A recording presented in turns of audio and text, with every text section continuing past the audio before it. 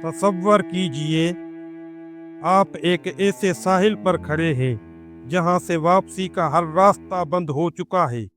आपके पीछे आग लगी है और सामने सिर्फ नीला, बेरहम और गहरा समंदर है। तारीख गवाह है कि जब तारिक बिन ज़ियाद ने कश्तियां जलाई थी तो वह फतह का आगाज था, लेकिन जब एक कौम अपनी कश्तियां नादानी में जला दे तो वो खुदकुशी का आगाज है। इंतजार हुसैन का नावल आगे समंदर है उसी इज्तिमाई खुदकुशी की दास्तान है। एक ऐसी हिजरत जो जिस्मानी तौर पर तो खत्म हो गई लेकिन ज़हनी तौर पर आज भी जारी है। ये एक ऐसी कौम का नोहा है जिसने हिजरत तो की लेकिन अपनी जड़ें खो दी।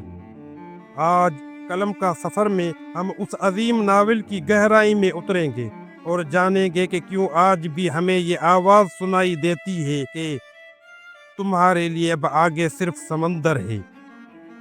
ख़वातीन व हज़रात, कलम का सफर में खुश आमदीद। यहाँ हम अदब की दुनिया के उन राजों से पर्दा उठाते हैं जो हमारे जिंदगियों पर गहरा असर डालते हैं। आज का हमारा मौजू उर्दू अदब के सबसे अजीम नाम इंतजार हुसैन का वो नावल है जिसने तहलका मचा दिया था। अगर आप किताबों और इंसानी कहानियों से मोहब्बत करते हैं तो ये वीडियो आखिर तक देखें, क्योंकि आज हम सिर्फ एक कहानी नहीं बल्कि अपनी तारीख का आईना देखेंगे।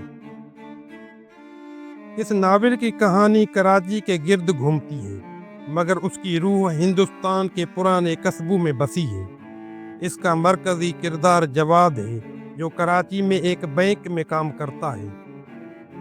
जवाद कराची में रहता तो है लेकिन उसका ज़हन हमेशा अपने पुराने गांव व्यासपुर में रहता है।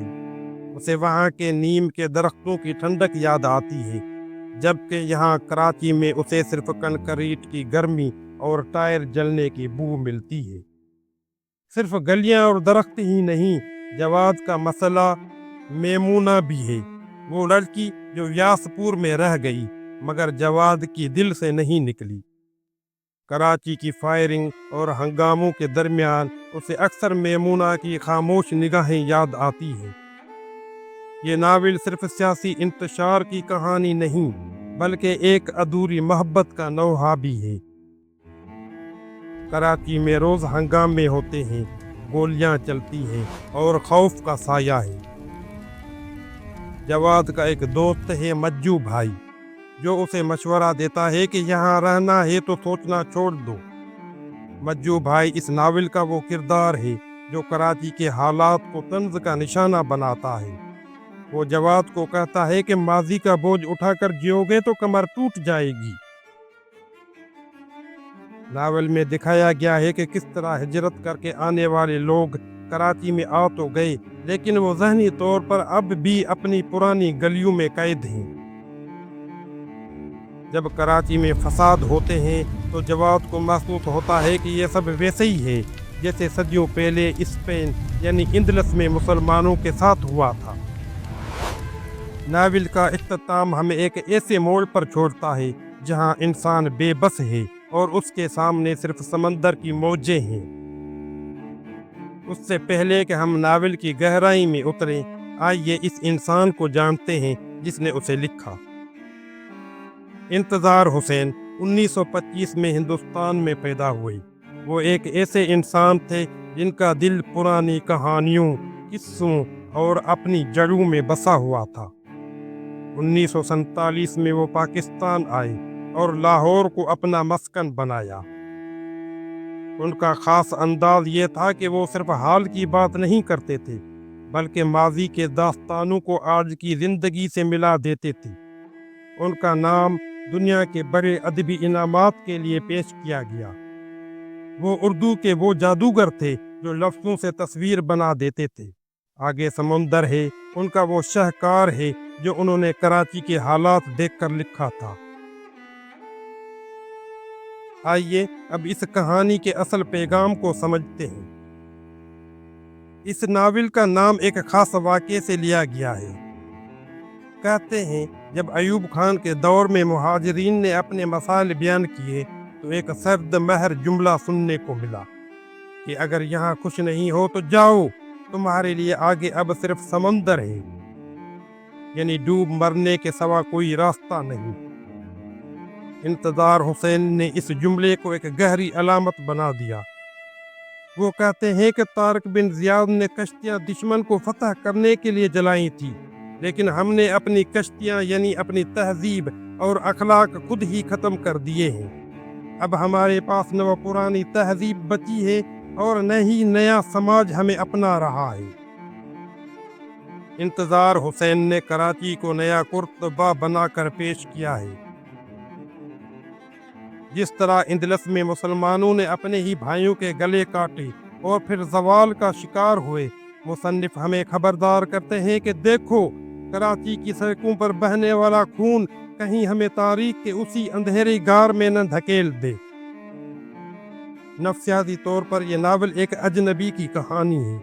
جواد ایک ایسا انسان ہے جو کہیں کا نہیں رہا۔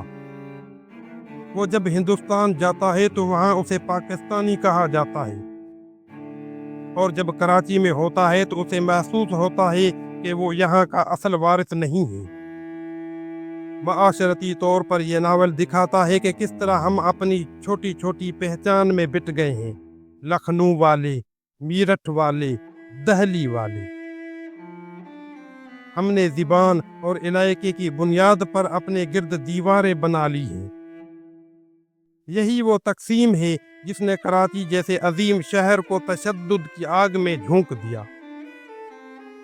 انتظار حسین دکھاتے ہیں کہ جب انسان ماضی کی یادوں میں بہت زیادہ کھو جاتا ہے تو وہ حال کی ذمہ داریوں سے بھاگنے لگتا ہے۔ آپ سوچ رہے ہوں گے کہ یہ کہانی تو برسوں پرانی ہے، آج اس کی کیا اہمیت ہے؟ دوستو، یہ ناول آج بھی اتنا ہی سچا ہے۔ آج بھی ہم اپنی پہچان کی جنگ میں مصروف ہیں۔ آگے سمندر ہے ہمیں سکھاتا ہے کہ ماضی کی یادیں اچھی ہیں، لیکن ماضی میں قید ہو جانا موت ہے۔